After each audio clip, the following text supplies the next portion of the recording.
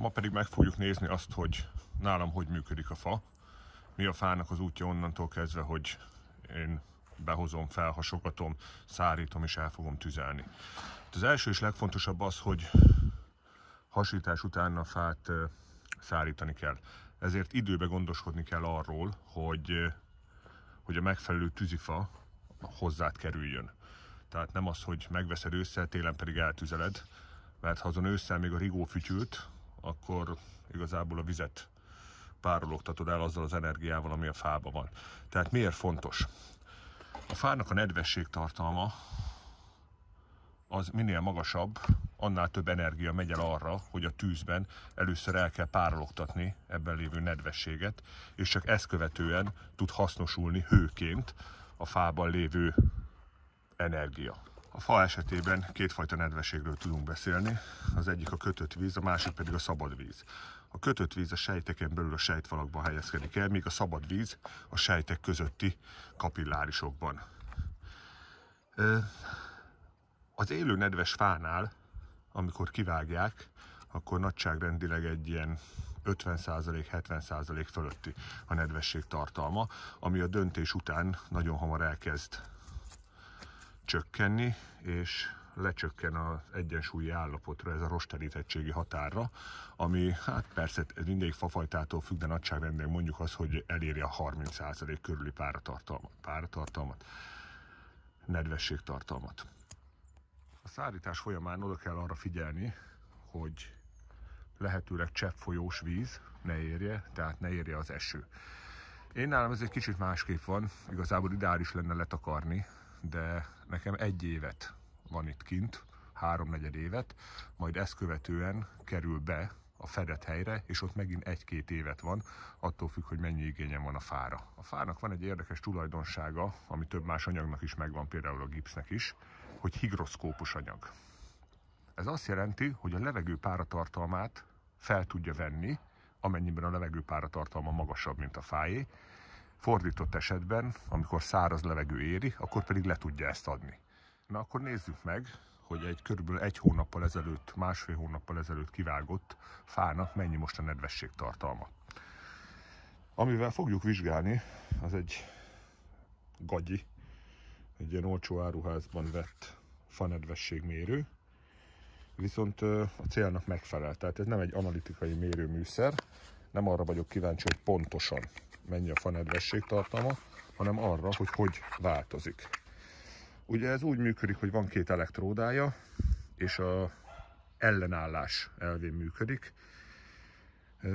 Tehát egy sima ellenállás mérővel, vagy egy multiméterrel is meg lehetne ezt mérni, amennyiben tudnánk, hogy az adott ellenállás értékhez hány százalékos nedvességtartalom tartozik. Ugye ezt be tudjuk kapcsolni, kiírja, hogy hány fok van, és hát ez a 17 fok, ez nem lesz jó. Tehát itt biztos, hogy nincs annyi, valószínűleg zsebembe volt, úgyhogy akkor várunk fel egy kicsit. Nos, akkor a műszer egy kicsit visszább, ez már valamennyire tükrözi a mostani hőmérsékletet, és akkor nézzük meg. Tehát ezt mindig bütűn mérjük, és amint látjuk, tehát ez 30 és 35, mondjuk 34%. Nézzük meg egy következőt, ez 37%. Tehát ha kiindulunk abból, ugye ez egy tölgycser.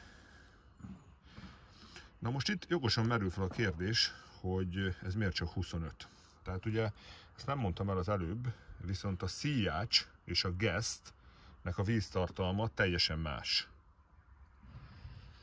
És ebből adódhat még olyan jellegű eltérés, amit most is látunk. Tehát például egy luszfenyőnek a szíjácsa akár elérheti a 170%-ot is. Míg mondjuk egy akác lényegesen alacsonyabb. A geszt viszont kevesebb vizet tartalmaz, ezért alacsonyabb a nedvesség tartalma is. Hát itt látszik, hogy elég nagy szórás van, pedig friss vágás mindegyik, viszont azt sem mondhatjuk, hogy a kupac tetején, tehát a sarang tetején lévőnek a legmagasabb, mert ez így megint nem igaz.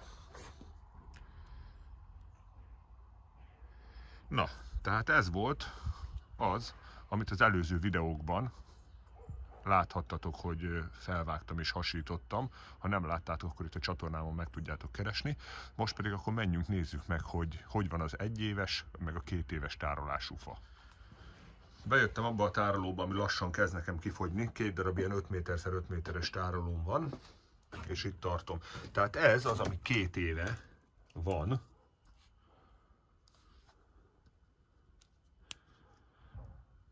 Hát ennyire látszik. Semennyire, úgyhogy mindjárt kapcsolok egy vakut. Na, akkor itt talán jobban látjuk. Tehát látjuk, hogy mondjuk 16-17%. Itt 25%. Itt 17%.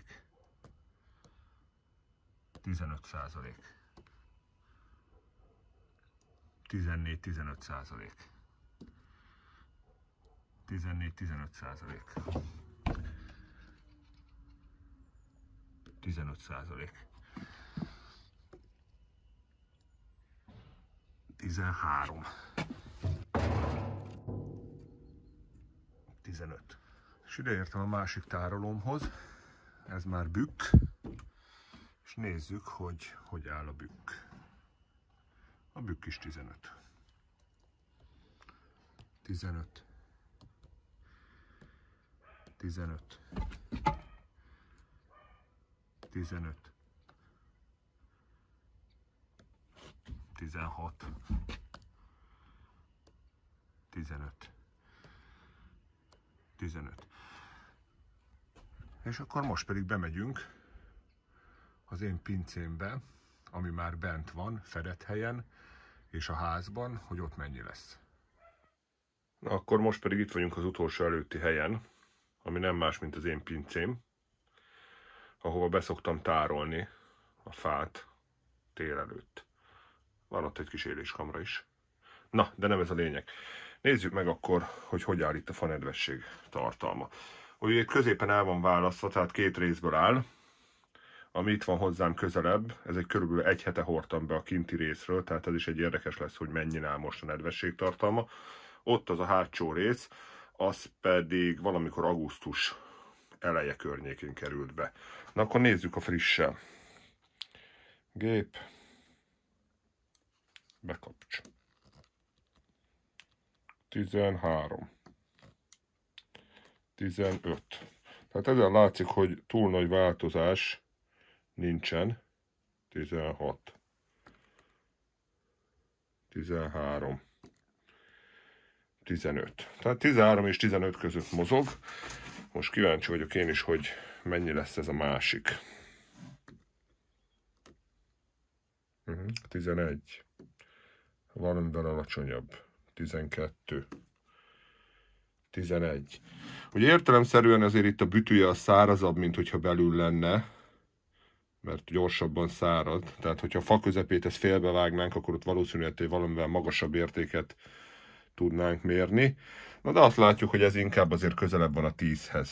12. 12. 14. 11. Na és akkor most jön az utolsó állomás, az pedig a kandalló alatti rész. Nézzük. És akkor most itt lennénk, végül, de nem utolsó sorban, a kandallónál és a tűz alatt. És akkor megmérjük, hogy itt mit mutat.